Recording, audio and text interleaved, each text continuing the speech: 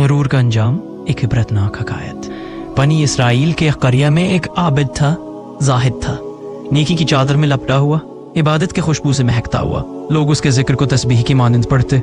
उसकी पारसाई का चर्चा हर दिल की धड़कन में था। और उसी बस्ती में एक और शख्स भी था, मगर वो था बदकिरदार, फासिक, फाजिर। लोग उसका नाम सुनकर चेहरा मोड़ लेते। उसकी जिंदगी गुनाहों की गर्द में लपटी हुई थी। कोई उसे अच्छा न समझता था, कोई उसके करीब न जाता था। एक दिन सूरज की तपिश जमीन को झुलसा रही थी। धूप की शिद्दत से हर जी रूह बेकरार था। एक अजीब मंजर उस गुनहगार की आंखों ने देखा।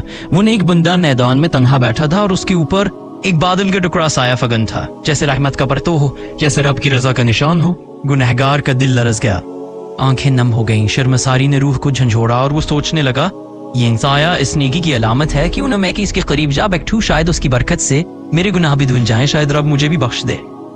वो आहिस्ता आहिस्ता चलता हुआ उस आबिद के पास जा बैठा।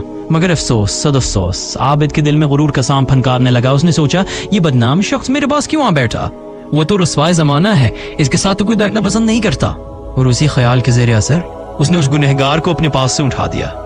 वो शख्स खामोशी से उठा और चल दिया। मगर बादल का वो टुकड़ा जो पहले आबिद पर साया फगन था, अब उस गुनहगार के साथ हो लिया और उसके सर पर साया करने लगा। उसी लम्हे वही नाजिल हुई उस वक्त की नबी पर और हुक्म हुआ, इन दोनों से कहो कि अपने अमाल की नई इब्तिदा करें, क्योंकि हमने उस वातक को उसके खुलूस, हुस्न नीयत और शर्मसारी के जज्बे की वजह से बख्श दिया।